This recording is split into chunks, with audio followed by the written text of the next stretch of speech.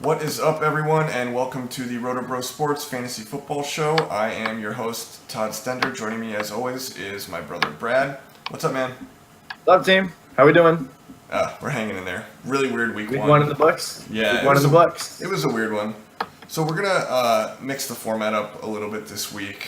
Last week we did game by game. This week we're going to go position by position, calling it the player pool show. Kind of that way we're not really going to talk about anyone that we're not interested in using, trying to save some of the viewers' time that way. So why don't we go ahead and get started? We'll start at the quarterback position. Starting at the top, we have these four guys who are all in the highest total games on the week. We got Brady, Breeze, Ryan, and Rodgers. Out of those four, who do you like the most? For me, out of those four, the most, I'm probably going. You kind of talked me into this, but I'm starting to buy the Tom Brady narrative street Kool-Aid, right? Angry Tom rolling in New Orleans indoors.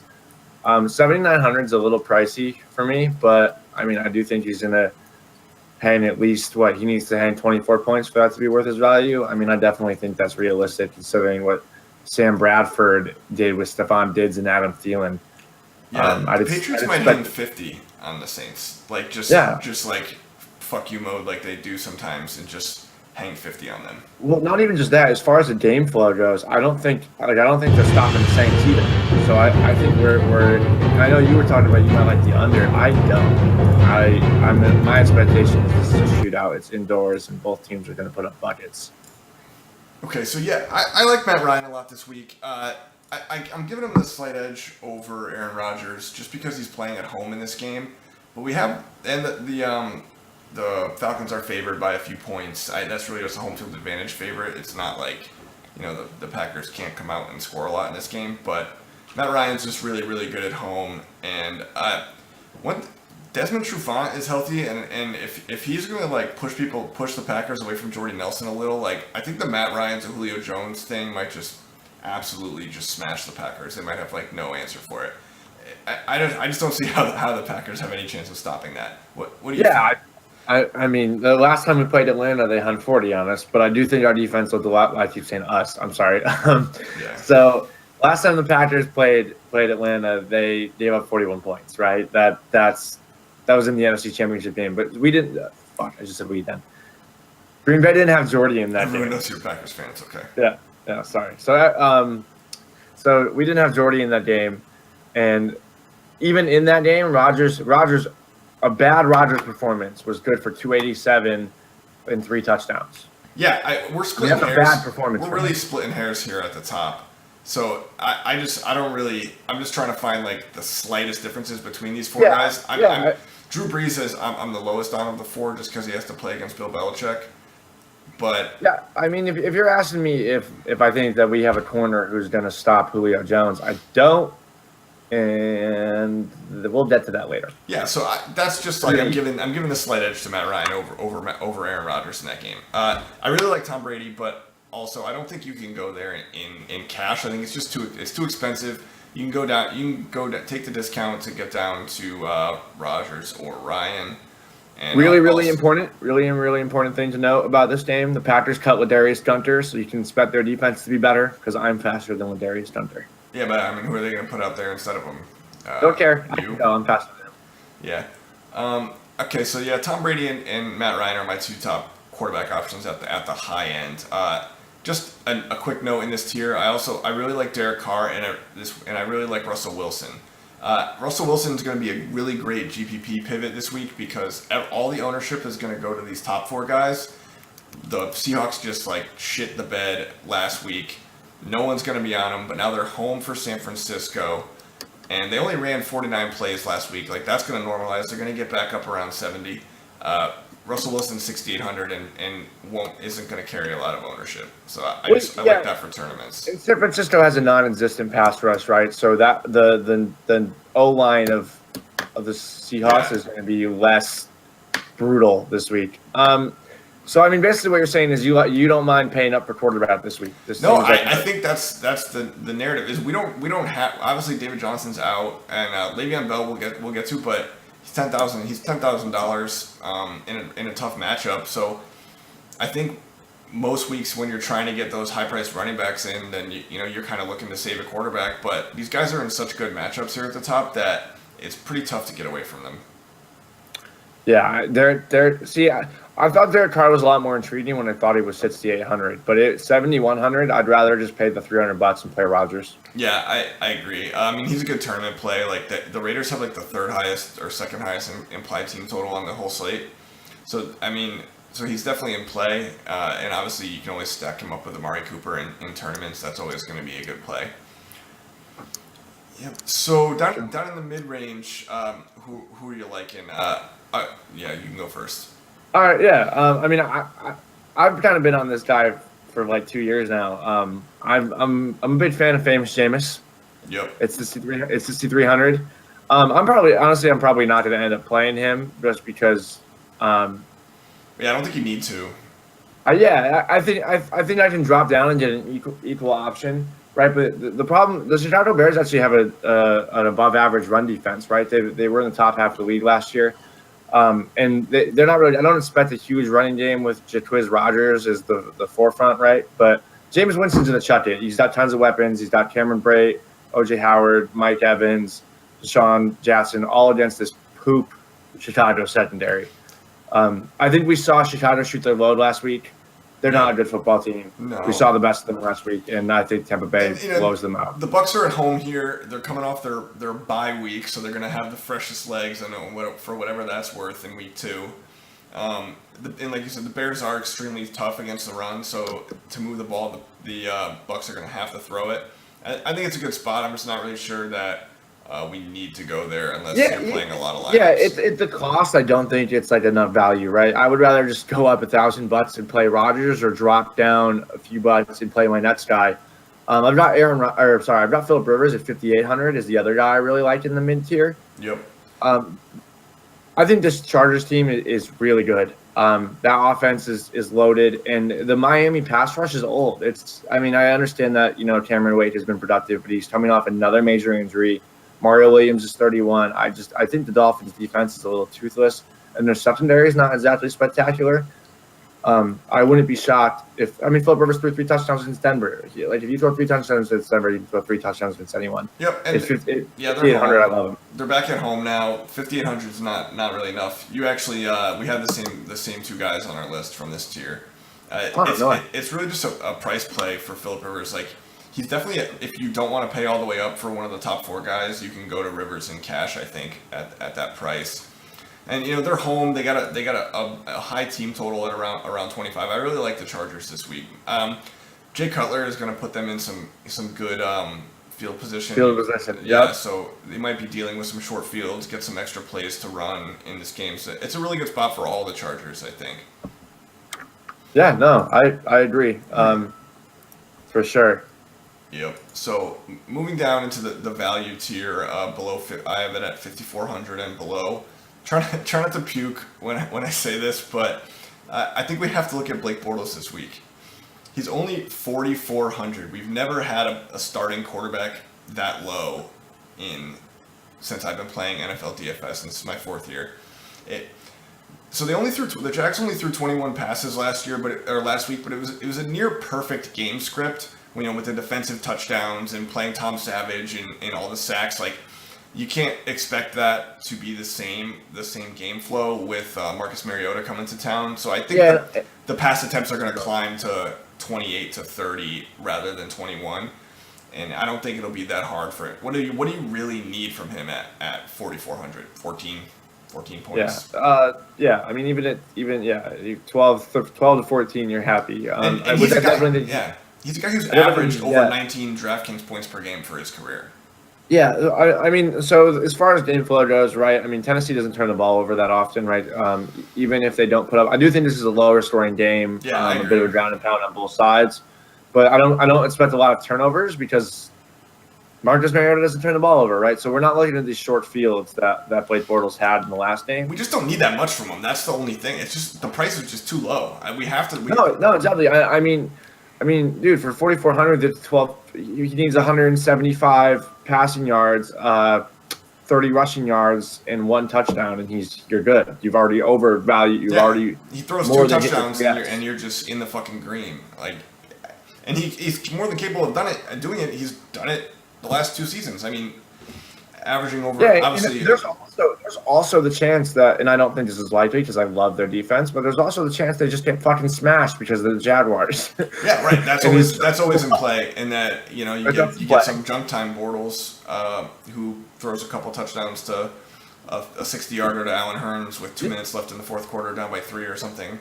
Like, yeah, I think it's disgusting, but it's definitely it's definitely something you have to think about. Yeah, I just think at the price we really, really have to consider it. But the problem is that in cash games where we always want to pay down a quarterback, you don't want to feel good when, if you're playing 100 head-to-heads when everyone else has Rodgers and Brady and Breeze and you have Blake Bortles. Like, that's I'm not playing Blake Bortles in cash this week. That's not going to feel good. I just think there's so much more value at the skill positions this week than normal because you don't really need the savings at quarterback this week.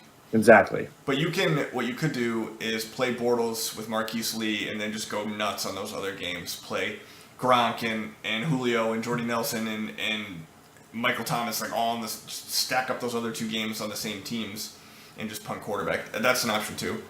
So you like Marquise Lee more than Allen Hurns? Full point PPR, yeah. I think he's safer. I mean, Hurns is the big play guy. Like, he's made tons of big plays over the past 2 seasons. He had a 20-yard catch in the last game. So I think you can definitely look at both of them. I'm more on the Hurns side just because I think Hurns is more likely to catch a touchdown. If you're going, 2 years ago he had 10, right? Yeah, he's a guy who's had double-digit touchdowns. He's a big target. They don't really have a tight end. I mean, no. He's the guy they're going to look for in the red zone, I think. So if I'm playing him, I'd rather go Hurns, but I see why you could go Lee. Yeah, they're both in play. They're 39 and 3800, so you're not risking a whole lot there. Let's keep moving on quarterback. Yep. So I got Tyrod Taylor next. We do. We're very close on quarterback. I had Tyrod Taylor too. Yeah, it's just 5,300 just doesn't seem like it's enough considering the upside that he brings with his legs every week.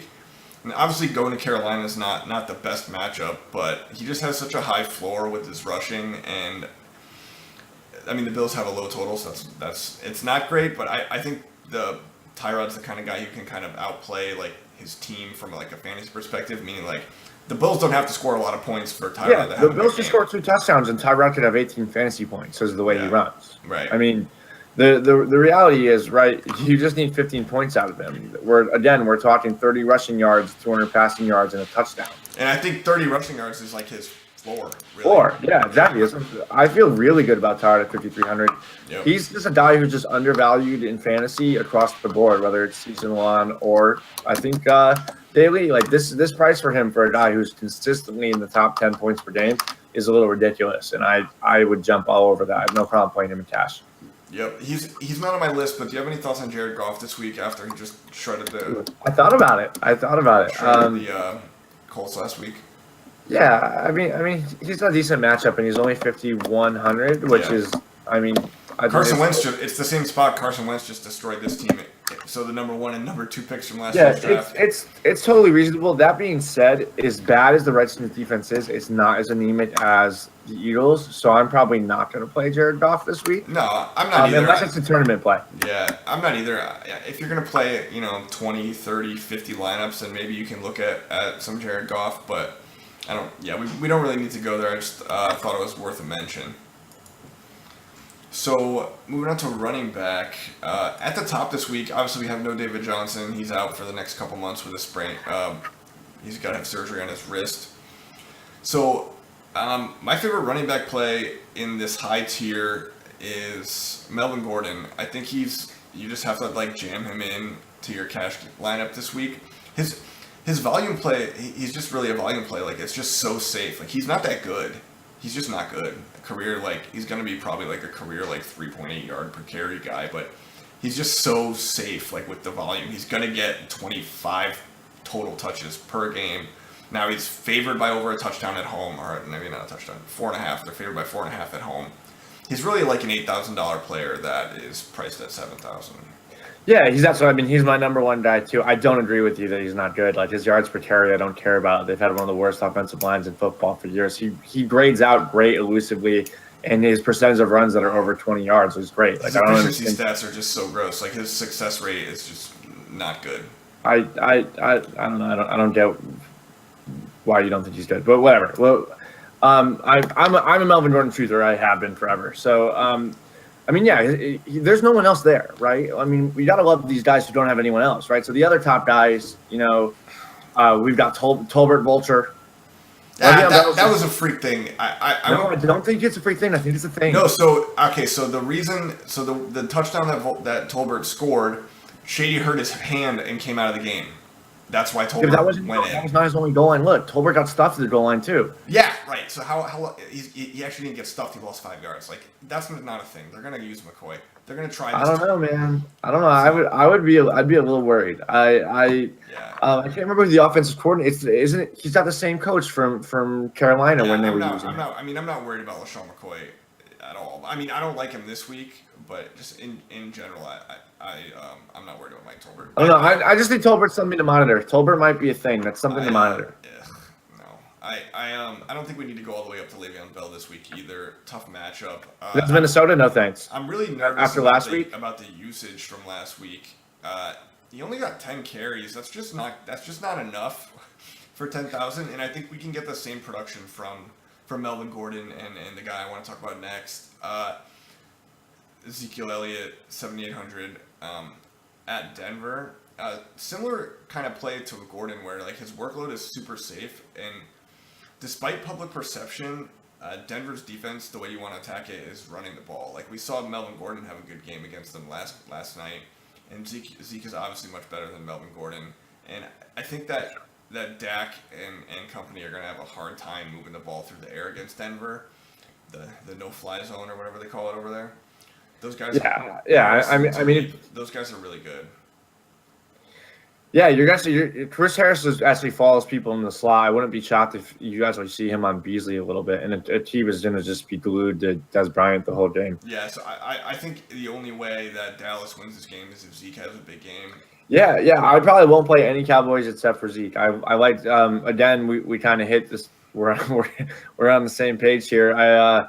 Zeke is my number 2 running back play this week. As far as the price range. Again, he's a guy who could be priced out at 9,000.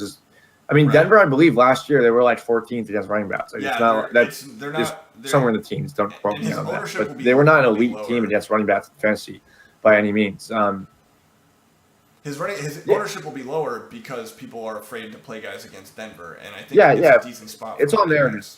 It's all narrative. It's not based in reality. And like I said, so Darren McFadden didn't even suit up, and Alfred Morris had 4 carries. So Zeke again with Melvin Gordon are just really safe volume plays, and that's what you want if you're going to pay up for running back. Yep. All right, moving down to the mid tier. The first guy we'll talk about, I imagine we both have him. He's going to be probably the highest owned player on the entire slate, and that's Ty Montgomery. Yep, we both have Ty Montgomery. Yeah, I mean it's just so obvious. His price is insanely low given his role. He played. This is a theme, right? It's volume. Yeah, I mean that's obviously what we're looking to attack in fantasy football. That's the most important thing. But he played 74 of 82 snaps.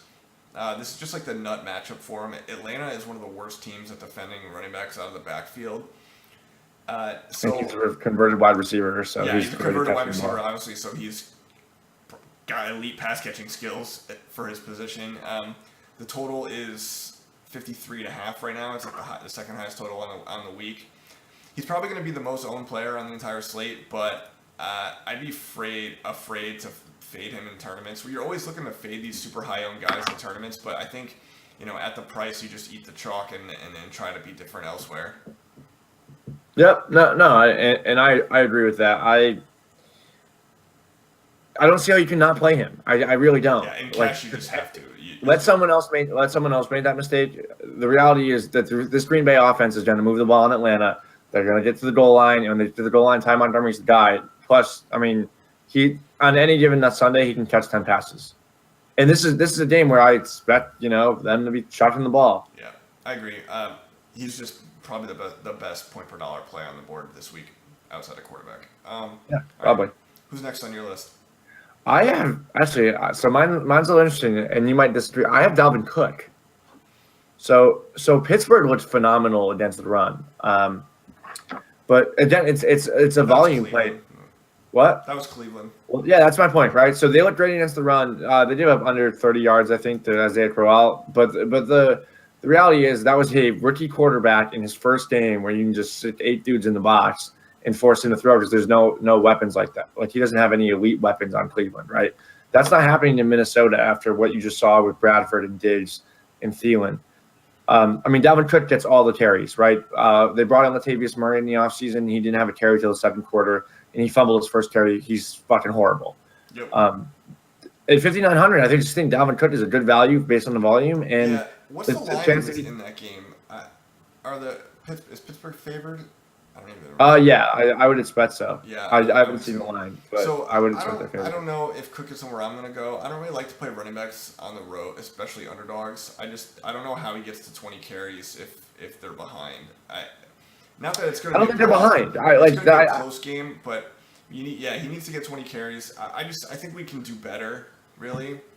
I don't know if that's somewhere we need to go. I like, the guys we talked about up top, and if we're going to, in this range, obviously Montgomery's the play, but I like Leonard Fournette a lot more than Dalvin Cook this week. Against Tennessee? Yeah, Tennessee's defense in general kind of sucks. Like, they got old man Marshawn Lynch looked like he was 28 against them last week. And Fournette, we know, back to the pound the volume thing, he's going to get 25 touches. He had 26 carries last week, and then 3 catches. So, if he gets an extra target or 2, if the Jags have to throw a little more, he's still going to get his 20 carries. I think, Leonard Fournette's a better play. He's at home in what should be a closer game. I mean, I guess the difference between there is that when I was looking up, so yeah, you have the volume play, right, with Leonard Fournette, but I just think that's such a low-scoring game. That to me looks like a 17-14, 19-17. The Titans were 24th in DVOA against running backs last year, and they're just not a good defense. I think he might shred them, and he doesn't need the Jags don't need to score a ton of points for him to have a big game, because he's going to be just a touch monster on that team. So I don't think I really worry so much about their total. He's going to get the ball around 25 times against a bad defense, and that's kind of what I like about him. 6,500 is a fair price. And in tournaments, I don't think a lot of people will go there with everyone in that range looking at Ty Montgomery. That's a good point. All right. I mean, I'm good with that. I have Leonard Fournette in season 1. Yeah, I mean, I don't think Cook's a bad play. Just road underdogs is not somewhere that I usually go. So what do you think about Buck Allen at 4,100? Is he on your list? I think he is. Actually, he might not be because I was trying to change it up at some point so that we weren't all just talking about the same guys. No, he's not on my list, but I actually like Buck Allen, right? So the Ravens coaching staff said that he's going to assume the Woodhead role. I mean, the reality is, so game flow is going to be a little different. Last week we had 40 running back touches in the Baltimore Cincinnati game because they smashed Cincinnati. But they're going to smash Cleveland. So it's a rookie quarterback in his first road game against an elite defense. He's coming off a 19-carry game. Obviously, Danny Woodhead's out now. He actually out-snapped Terrence West 33-27, but I think that's like a 50-50 split. And I mean, if I had to pick between the two of them, right? I'll probably go Buck Allen because he's cheaper. Yeah. But I mean, I think it's close enough because I do think Terrence West is the first option around the goal line. In a vacuum, Terrence West is probably the one you want if you just had to pick one, regardless of price. But with the $1,000 savings and the pass catching upside with Woodhead gone, I think Buck Allen's he's in cash consideration for me. I don't know that you need this, we even need the savings there with so much value and no one to really pay up for. But I think you can look there. Yeah, no, I really like Buck Allen. So in that same range, I'll just toss out my guy because he's about the same price. I actually want James White. Yeah, I like that play a lot. James White at 4,000. So James White had something like 70 carries last year. He had 10 in the first game. If he's getting 10 carries a game and he has this passing role, that's a massive usage for a guy who was a borderline RB2 last year.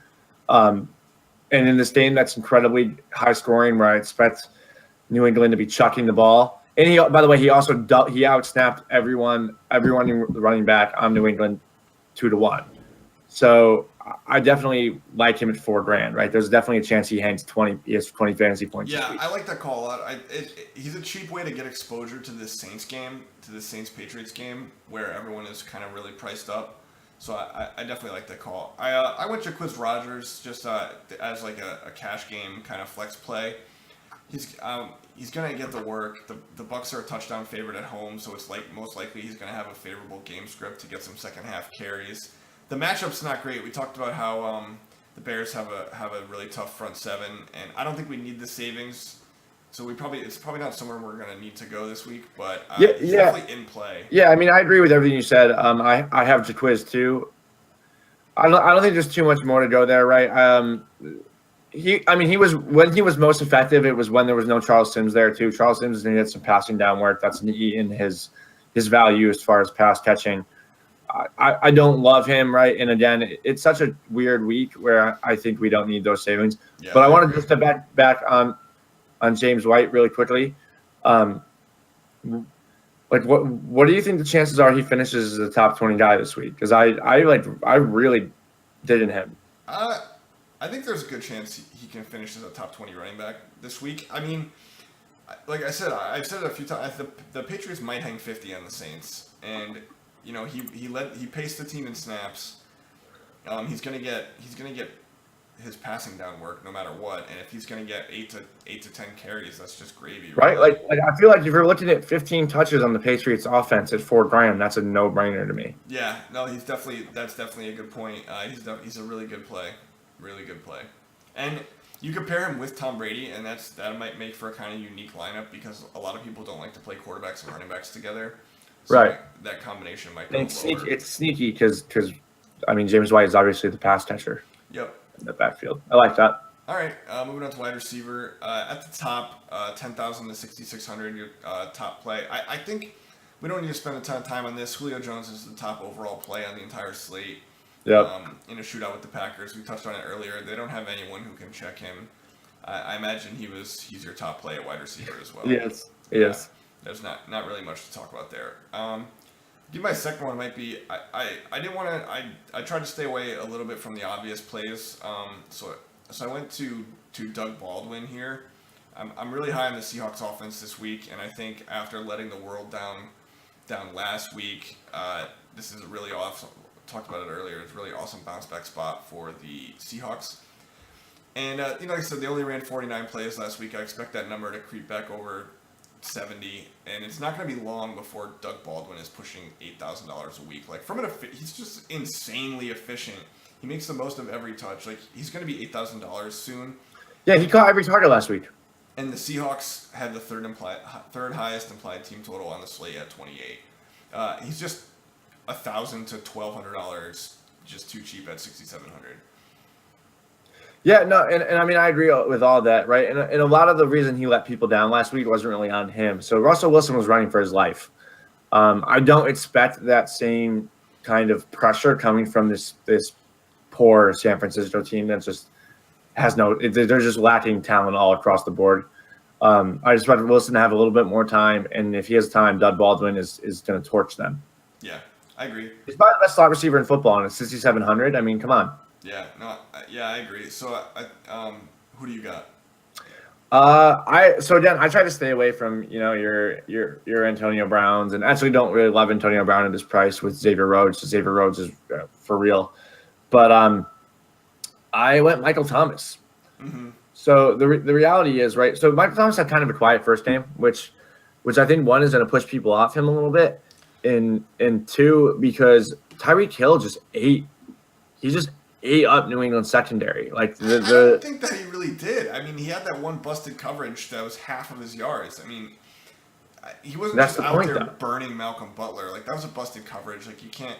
I don't know. I kind of worry about Michael Thomas going up against Malcolm Butler for the whole game. I don't know. I think of the plays in those 4 games. I'm a little nervous about him. Michael Thomas. I'm expecting. I think he's a good bounce back candidate. The Saints are going to have to throw. The volume is going to be there, the corners of the Pats are good, but their pass rush is garbage. And if you give Drew Brees enough time, the receivers are going to get open.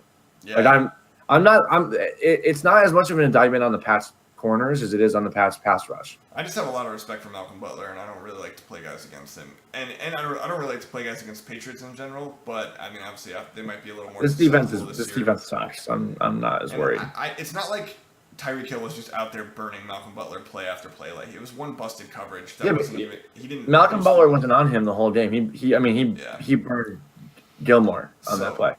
Yeah. Oh, it was Gilmore. Yeah, you're right. So anyway, that was a busted coverage. You throw that out. You throw that out. I think when you're evaluating the next situations, I'm a little nervous about him, but he's cheap. Like, Brandon Cooks is 8,600 or something like that. That's crazy. Yeah, I mean, when I was looking at him versus like Amari Cooper, I mean, Amari Cooper is $700 more, and I don't think his like ceiling is so much higher than Michael Thomas's. His floor is probably a little higher. Yeah, Thomas he's going to lead the team in targets again. You know, Willie Snead's out. I mean, it's definitely a good play. I prefer Jordy Nelson. He's not that much more. So the Trufant thing doesn't worry you? It does, but Jordy Nelson's really good. Anyway, he's really good. Yeah. Okay.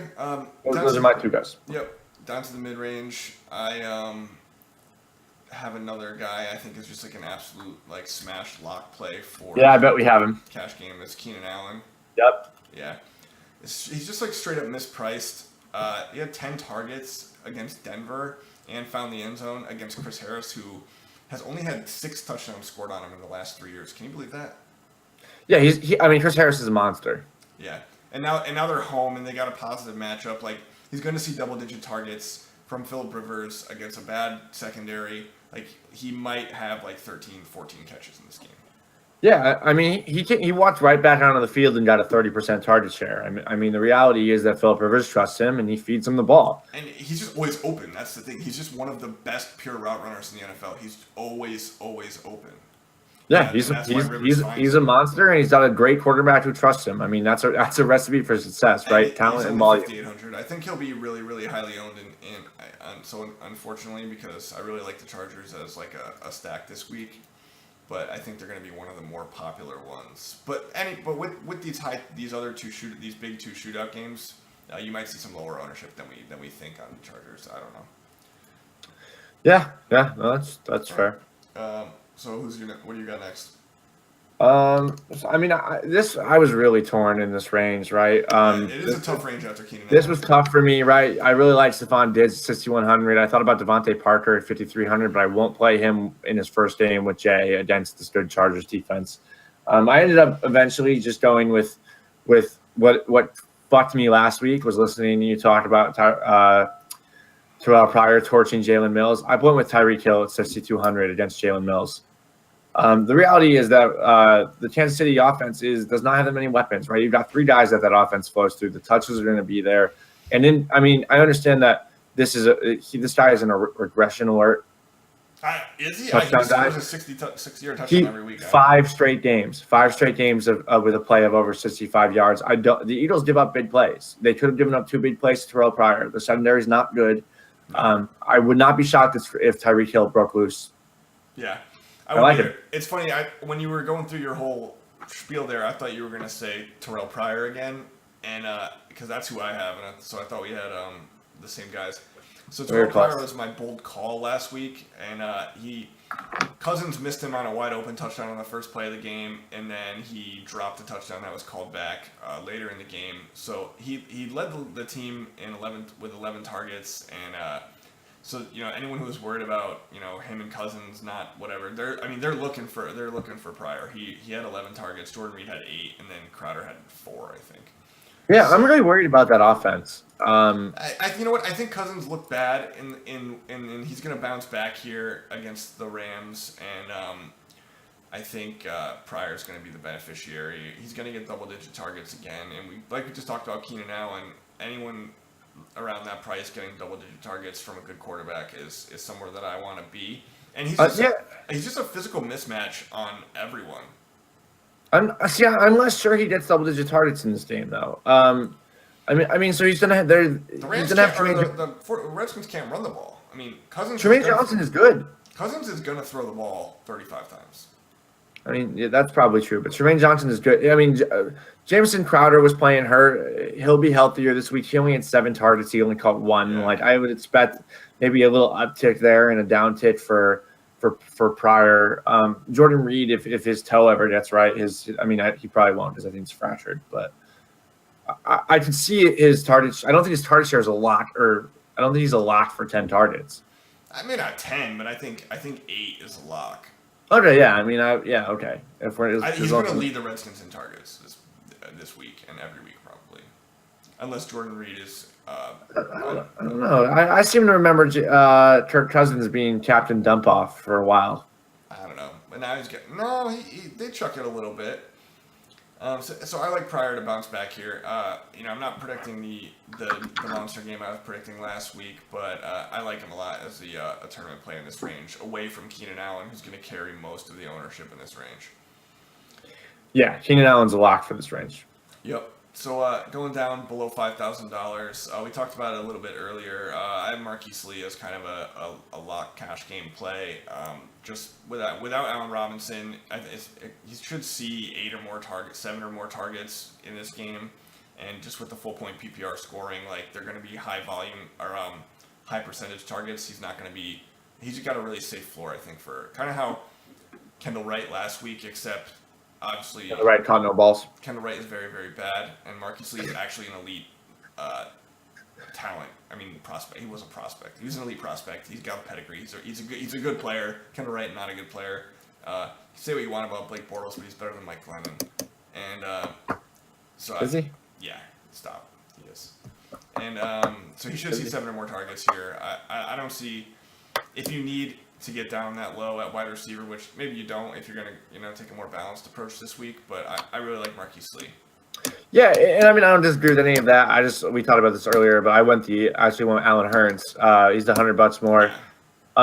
Just on if I'm going cheap like that, I want my guy to score a touchdown. I go for the guy who has the best chance of scoring. Allen Hurns, he had 3 for 42 in the first game, and but he had a 20+ yard catch. He's a big play guy, and the reality is that was a perfect script game, as we talked about earlier. Blake Bortles threw 21 times. That's probably going to come up a little bit. There's no Allen Robinson, so Allen Hurns is going to be a bigger part of the game plan. I wouldn't be shocked if that's the guy Blake Bortles looks for when they get in the red zone. I like them both this week. I think Lee is the cash play and Hurns is a tournament play as the guy who can have 100 yards and 2 touchdowns.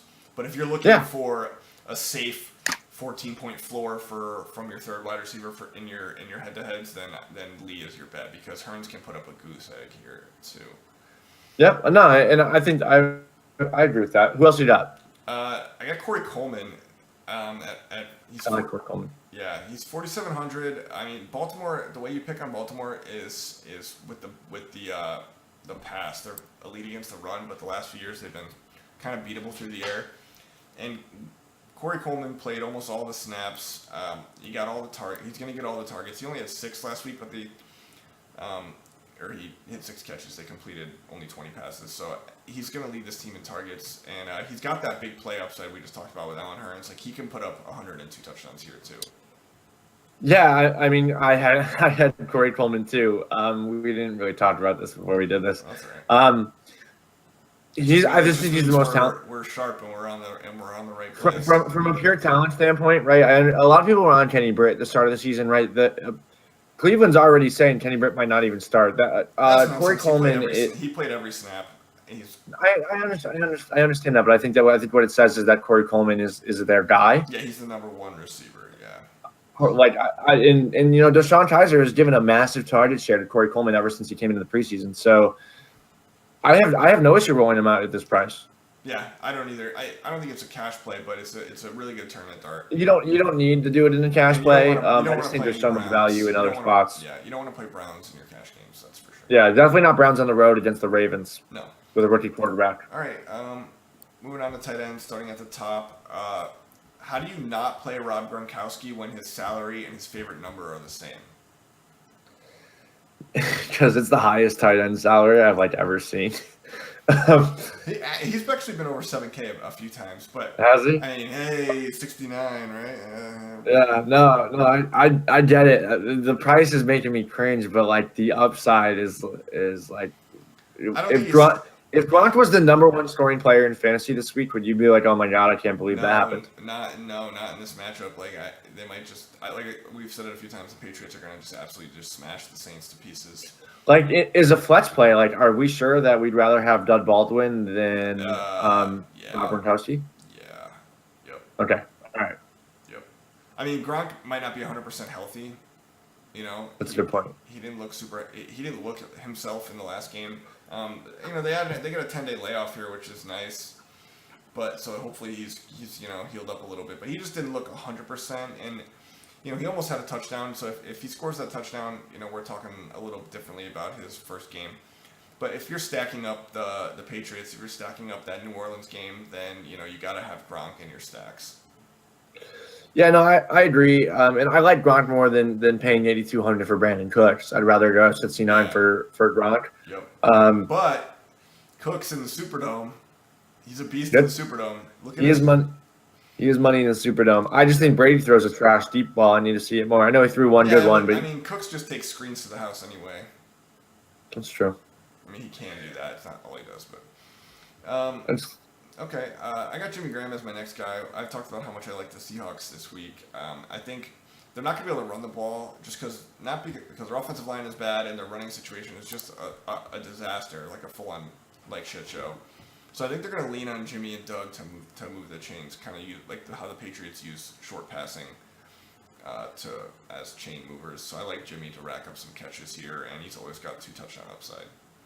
Yeah. I mean, I buy that. My other guy I went with is a little more expensive. I went with Travis Kelce. Just I think he's going to bounce back, right? Alex Smith played the game of his life. I don't. The best quarterback from the 2005 draft. Yeah.